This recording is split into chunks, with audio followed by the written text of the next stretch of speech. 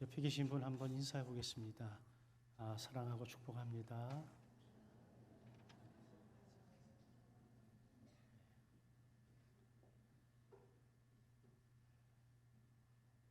제가 지금 시리즈 설교를 하고 있는데 오늘은 사랑이 사람을 살린다.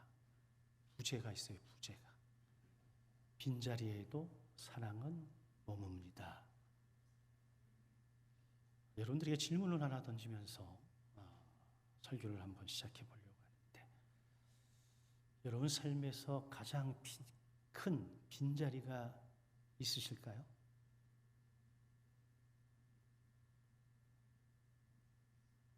생각을 해보신 적이 별로 없나요? 부모님을 먼저 여인 자녀들은 평소에는 잘 모르지만 명절 때가 되면 부모님의 빈자리가 느껴질 때가 있지요. 아내는 남편을 먼저 하나님의 나라로 보내신 분들은 홀로 남아있다 여겨질 그때에 그 빈자리의 허전함이 아마 굉장히 크게 느껴질 수도 있을 겁니다. 어떤 사람에게는 자녀가 떠난 그 빈방을 쳐다볼 때에 무너지는 가슴 부여잡고 아마도 깊이 흐느끼지 않을까요? 누군가는 건강을 잃어서, 누군가는 꿈을 잃어서, 누군가는 사랑을 잃어서. 근데 저도 경험을 해봤지만 시간이 지나면 빈자리가 메워질 줄 알았는데 진짜 빈자리는 시간이 지나도 메워지거나 채워지지 않더라고요. 오히려 더 깊은 아쉬움과 허전함 그리고 애잔함이 마음에 깊이 남는 것 같습니다. 어떤 이에게는 흐릿하던 옛 추억이 너무나도 선명하게 다가올 수도 있겠지요. 그래서 어떤 시인이 빈자리라고 하는 제목의 시에서 누군가 아름답게 비워둔 자리, 누군가가 깨끗하게 남겨둔 자리, 그 자리에 앉을 때 나도 향기가 되고 고운 새소리 되고 꽃이 됩니다 라고 하더라고요. 처음에는 스쳐 지나갔는데 다시 책장을 뒤로 돌려서 많은 생각을 하게 했습니다. 결국은 사랑이 빈자리에 머문다라고 하는, 그렇게 말하는 것 같았습니다. 누군가 아름답고 깨끗하게 비워두고 남겨둔 자리에 비록 그는 없지만 사랑이 꽃 피운다는 그 의미가 성경적으로 바라볼 때에는 하나님께서 그 빈자리에 우리와 함께 머물고 계시다 라는 해석을 가능케 하는 것 같습니다. 그런데 하나님은 우리의 빈자리를 먼저 가득 채워주시는 분이 아니라 그 빈자리에 먼저 그분이 찾아오신다라고 하는 겁니다. 하나님께서 우리가 아직 죄인 되었을 때에 우리의 구원을 위해서 당신의 아들 예수 그리스도를 이 땅에 보내주셨지요. 그리고 그분이 이 땅에 오셔서 우리의 빈자리에 함께 해주시고 궁극적으로는 십자가의 죽음을 통해 우리를 구원에 이르게 해주셨는데 우리는 이걸 복음이라 이렇게 이야기를 하는 거지요. 어느 날 너무 외롭고 쓸쓸해서 너무 마음이 힘들어할 때에 호련히 하나님이 우리에게 찾아와 말씀하실 수 있지요. 그래서 빈 마음은 실패나 절망은 아니더라는 겁니다. 예수님께서 공생애를 시작하시면서 산상수훈에 이런 말씀을 하셨잖아요.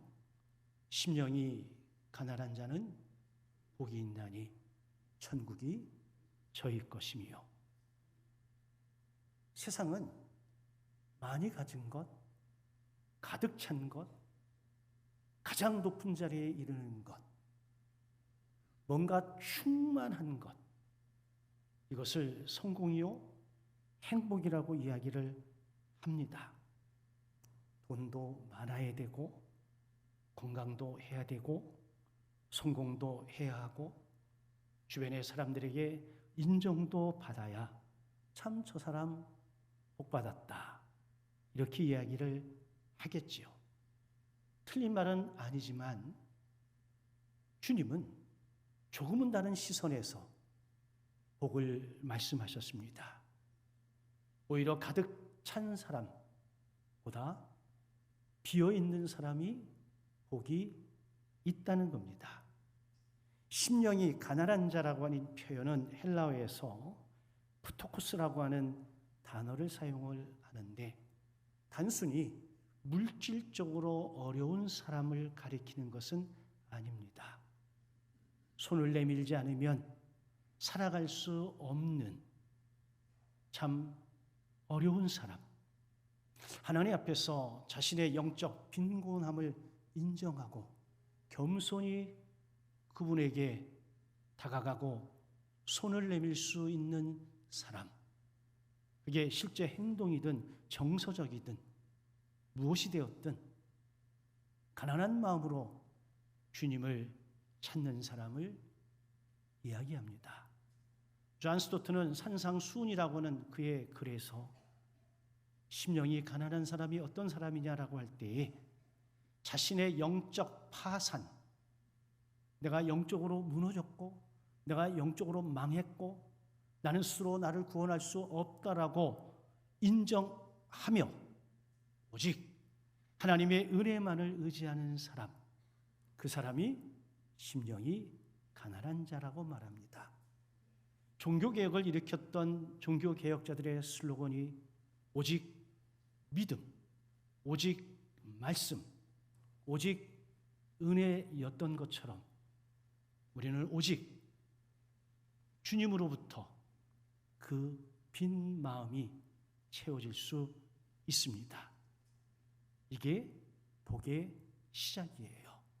그냥 통상적으로 이야기를 해도 가득 찬 손에 그 다른 무엇을 받을 수 없지만 우리 스스로가 빈손을 유지할 때에 받을 준비가 되어져 있어 우리는 늘 새로운 것을 위로부터 공급받을 수 있는 거지요.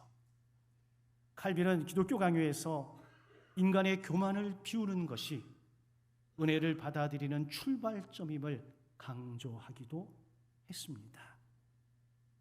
은혜는 가득 찬 마음에 임하는 것이 아니라 은혜는 빈 마음에 임하는 것이지요. 여러분, 우리는 빈자리를 실패했다고 생각하는 경우가 너무나 많습니다. 내게 있어야 될 것이 없다라고 여겨질 때, 누군가와 비교하면서 그 빈자리가 더 크다라고 여겨질 때에 우리는 낭망하고 절망합니다. 저 사람은 저거 있는데 왜 난 없을까? 저 사람은 저것을 누리는데 난 왜 그러지 못할까? 어떻게 보면 세상의 시선은 그게 맞을 것 같습니다. 그러나 신앙의 눈으로 보면 하나님은 그 빈자리를 은혜가 시작되어지는 자리로 보신다고 있습니다. 실제 예로 성경에 아브라함의 아내 사라의 태가 비어 있을 때 하나님의 선물 이삭이 주어졌습니다. 한나의 품이 비어 있을 때에 사무엘이 태어났습니다. 엘리사의 기적도 빈 그릇에서 시작이 되어져서 기름으로 가득 채울 수 있었습니다. 오병이어의 기적도 한 아이의 점심 도시락, 아주 작고 소박한 도시락에서 시작이 되었지요. 예수 그리스도의 부활은 빈 무덤에서 시작이 되어졌습니다. 이런 것을 보면 하나님의 역사는 언제나 빈자리에서부터 시작되어져도 괜찮지 않을까요? 우리는 뭔가를 가득 채워야 된다고 생각하는데 성경은 역설적으로 오히려 비워야 된다라고 합니다. 예수님께서 이 땅에 오실 때 하나님과 동등한 본체이셨습니다만 자기를 비워 예수님도 당신을 비우셨습니다. 그랬더니 하나님께서 그 예수님을 모든 이름 위에 뛰어난 이름을 주시고 모든 이름들이 그의 무릎 앞에 무릎을 꿇도록 해 주신 거지요. 그렇기 때문에 혹여 저와 여러분들이 그토록 아쉬워하고 힘들어하는 빈자리, 여러분 그 빈자리가 어쩌면 내 인생의 가장 놀라운 그분의 사랑이 머무는 장소가 될 수 있음을 기억하시고 그 빈 마음을 가지고 날마다 주님 앞에 나아가기를 주님의 이름으로 간절히 축원합니다. 또 하나, 하나님은 우리의 빈자리를 먼저 채우지 않으시고 먼저 나의 이름을 불러주신다라고 하는 거예요. 이사야서 43장은 성경에서 가장 따뜻한 주님의 음성을 들려주는 것 같습니다. 야곱아, 너를 창조하신 여호와께서 지금 말씀하시느니라. 이스라엘아, 너를 지으신 이가 말씀하시느니라. 너는 두려워하지 말라. 내가 너를 후속하였고 내가 너를 지명하여 불렀나니 너는 내 것이라. 하나님은 때로 우리의 이름을 불러주실 때가 있더라고요. 많은 사람들 가운데 한 사람이 아니라 하나님이 유독 내 이름을 불러주실 때가 있더라고요. 저도 하나님이 분명하게 제 이름을 불러주셔서 그 감격과 그 은총 속에서 어려운 때를 극복하고 넘어선 경험이 있습니다. 그렇다고 해서 하나님이 내게 많은 것을 새롭게 주셨다? 변화시켜 주셨다? 아니었습니다. 단지 제 이름을 불러주시고 나를 안다라고 말씀해 주신 그것 때문에 그 어려운 시절을 이길 수 있었습니다. 하나님은 내가 너를 부요하겠다, 내가 너를 힘들게 하는 사람들을 싹 치워주겠다, 내가 내 인생을 바꾸겠다, 이렇게 말씀하시지 않았습니다.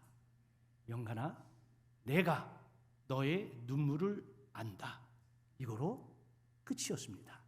그러나 그것이 그 시간, 지금까지 저를 버티고 견디게 할 수 있는 하나님의 사랑이었고 은총이었습니다.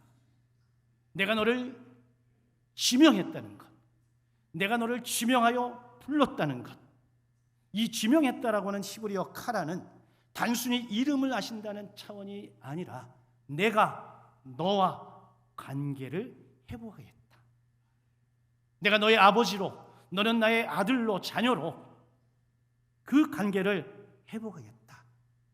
이 관계의 회복을 통해서 내가 너에게 사명을 부여하고 그리고 내가 늘 사랑으로 너와 함께하겠다. 이런 의미가 내포되어져 있는 거지요. 어떤 주석가는 하나님은 당신의 백성들의 환경을 바꾸시기 전에 그들의 정체성을 회복시키신다라고 말합니다. 여러분, 내가 누구냐? 하나님과의 관계 속에서 어떤 관계냐?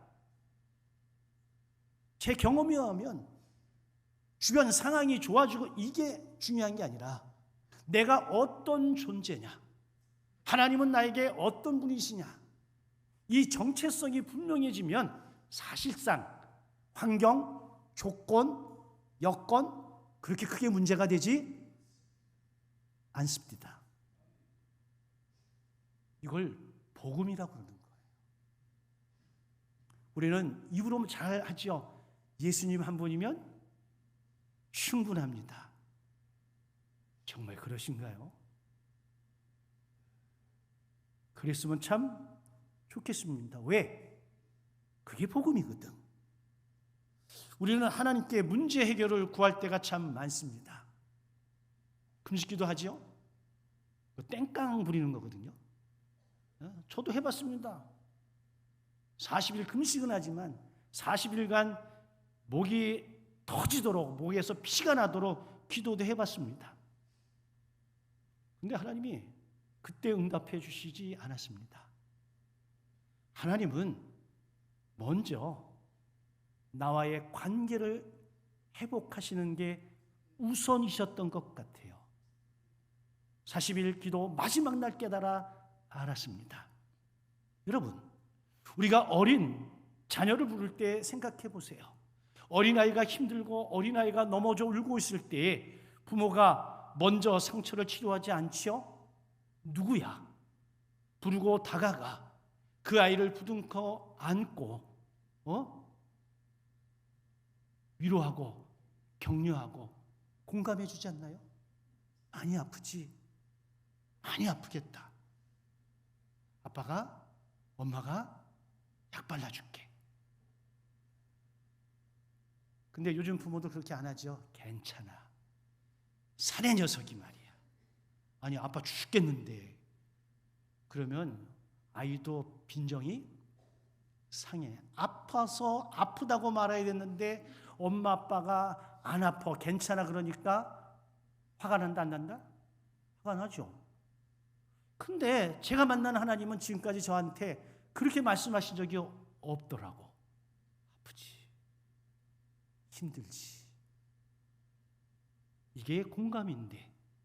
그래서 히브리서 기자는 예수님을 우리의 영원한 대제사장이라고 이야기하면서 그분은 우리가 경험할 수 있는 모든 것들을 이미 다 체휼, 몸으로 경험하신 분이기 때문에 우리의 영원한 대제사장이 될 수 있다.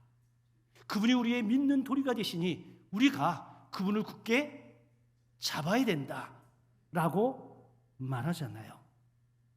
하나님의 사랑은 우리의 문제를 해결하기 이전에 우리의 존재 자체를 인정하고 안심시키시는 분이에요. 너는 내 것이다. 저는 경험이 있기 때문에 이 언어의 힘, 이 하나님의 음성의 능력을 저는 알고 있어요. 나태주 씨의 시 가운데 내가 너를이라고 하는 시가 있습니다. 설교문을 작성하면서 이 시를 읽게 됐는데 이 시를 잘 들여다봤더니 왜라고 하는 말이 없더라고요. 아니, 내가 너를 사랑하는데 우리를 뭐 또 사랑하는데 이유가 있다 없다? 이유가 있잖아. 무엇 때문에? 왜? 근데 이 시는 이유가 없어. 내가 너를 얼마나 좋아하는지 너는 몰라도 된다. 너를 좋아하는 마음은 오로지 나의 것이요, 나의 그리움은 나 혼자만의 것으로 차고 넘치니까 나는 이제 너 없이도 너를 좋아할 수 있다. 그냥 스쳐 지나가면 아무 의미가 없는데 한 소절 한 소절 곱씹어 보니까 참 많은 생각을 하게 하더라고요. 우리 가운데도 이 빈자리가 있어서 힘들어하는 분들 있지요. 누군가를 생각할 때마다 사무치는 사랑과 정 때문에 고통당하는 애들 제가 있는 줄 압니다. 그런데 이 시인은 조건을 이야기하지 않아요. 우리를 향한 하나님의 사랑도 그러셨을 겁니다. 우리가 의로워서, 우리가 예뻐서, 우리가 잘나서, 우리가 열심히 있어서 아니잖아요. 로마서 5장 8절, 우리가 아직 죄인 되었을 때에 그리스도께서 우리를 위하여 죽으심으로 하나님께서 우리에 대한 자기의 사랑을 확증하셨습니다. 우리는 몰랐습니다. 그게 사랑인지, 하나님이 우리를 사랑하시는지도 우리는 알지 못했습니다. 그런데 그분은 우리를 사랑하고 계셨던 거예요. 지금도 여러분, 왜 나는 혼자일까? 나는 왜 이렇게 힘들까? 나는 왜 이렇게 고통 속에 살아야 될까? 라고 하나님 앞에 반문할 수 있지만 하나님은 이미 우리와 함께 계셨습니다. 하나님의 사랑은 자격의 결과가 아니라 그분의 놀라운 은혜의 시작입니다. 그래서 성도는 자랑할 게 없어요. 성도가 할 수 있는 것은 그저 받은 은혜, 받은 사랑, 이거에 대해서 감사할 따름입니다. 그래서 이 사랑을 경험하는 사람은 환경이 어려워도, 여건이 여의치 않아도, 미래가 아무래도 하나님 때문에 기뻐하고 즐거워하고 감사할 수 있는 거지요. 마치 하박국 선지자의 고백처럼 그 고백이 저와 여러분들의 고백이 되어지길 주의 이름으로 축원합니다. 세 번째, 그 하나님의 사랑은 내가 힘들어하는 그 빈자리를 없애는 것이 아니라 하나님 당신이 그 빈자리에 찾아와 함께 하시는 사랑이에요. 이사야서 본문은 이렇게 말합니다. 내가 물 가운데로 지날 때에 내가 너와 함께 할 거라. 강을 건넌 때에 물이 너를 침몰하지 못할 것이며 내가 불 가운데로 지날 때에도 타지 아니할 것이라. 우리는 간혹 이 말씀을 읽다가 놓치는 부분이 있습니다. 하나님이 물을 없애주시지 않았습니다. 하나님이 불을 소멸시키지 않았습니다. 여전히 물은 존재하고 여전히 불은 타고 있다는 겁니다. 그런데 내가 너와 함께 한다는 겁니다. 내가 너의 환경을 바꿔줄게. 내가 너의 위치를 전환시켜줄게. 네 앞에 너를 힘들게 하는 가름막 내가 다 치워줄게. 이렇게 말씀하시면 참 속 시원하고 너무너무 좋을 텐데 그게 아니라 그건 그대로 있고 내가 너와 함께 하겠다라고 하시는 거예요. 여러분, 그냥 표면적으로 보면 없애주는 게 훨씬 나을 것 같죠. 근데 물은 또 있고 불은 또 있습니다. 근데 그게 물이든 불이든 그게 뭐든 간에 하나님이 함께 하시면 불이 온들 물이 온들 사람이 온들 얼마든지 이겨내고 극복할 수 있었습니다. 성경이 말하는 사랑은 바로 이거지요. 사랑은 고난을 설명하는 것이 아니라 그 고난 속에 함께 들어가는 거 아닐까요? 어떤 주석가는 하나님의 임재에 대한 설명을 하면서 하나님은 자기 백성을 고난에서 항상 면제하시겠다고 약속하신 것이 아니라 고난 속에서도 언약적 임재를 거두지 않으신다는 것을 강조하고 있다고 이야기합니다. 너무 마음에 와닿는 해석이었습니다. 왜? 제가 평생을 믿음으로 살아오고 사역을 하면서 내가 경험했던 하나님, 이런 분이셨거든요. 예수님도 그러셨습니다. 요한복음 11장, 나사로가 죽었습니다. 가장 절친한 친구가 죽었습니다.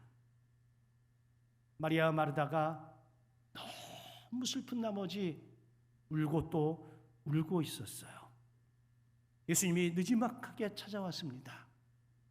그런데 예수님은 그의 죽음 앞에서 그를 일으켜 세워 살리신 것이 아니라 첫 번째 행동은 예수께서 눈물을 흘리시더라 였습니다.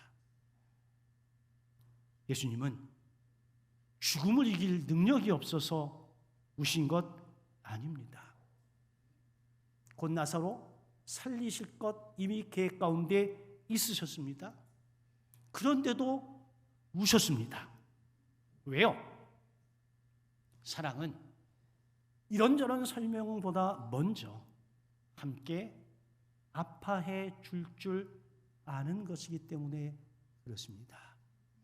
그래서 예수님은 우리를 공감하시기에 우리보다 훨씬 뛰어나신 분이에요. 그래서 치유사역자 헨리 나우에는 이렇게 말합니다. 사람을 변화시키는 힘은 완벽한 답이 아니라 함께 있어주는 존재 자체만으로도 충분하다는 겁니다. 예수님이 바로 그런 치유자였습니다. 여러분은 어떠실까요? 여러분 지금까지 인생을 살아오면서 주님이 나와 함께 하신다, 주님이 나를 알고 계신다, 이 하나만으로 여기까지 오시지 않았습니까? 제가 자주 하는 예수의 손에 든 떡 보고 여기까지 오셨습니까? 예수님 그분 때문에 이 자리까지 오셨습니까? 우린 자신 있게 이야기할 수 있지 않을까요? 예수님의 손에 들려진 떡이 아니라 나는 예수님 그분 때문에 내가 여기에 있다라고. 오늘 설교를 마무리하면서 처음 드렸던 질문으로 한번 다시 돌아가 볼까요? 지금 이 순간 내 삶의 빈자리가 무엇일까요? 아직도 누구에게도 보여주지 못한 빈자리가 있을까요? 있고 싶지만 꿈에도 생각하고 싶지 않는 상처 가지고 있지 않습니까? 실패의 기억, 상실의 아픔, 후회의 자리 있을 수 있습니다. 그런데 하나님 그거 한 방에 싹 해결해 주겠다 이렇게 말씀하지 않습니다.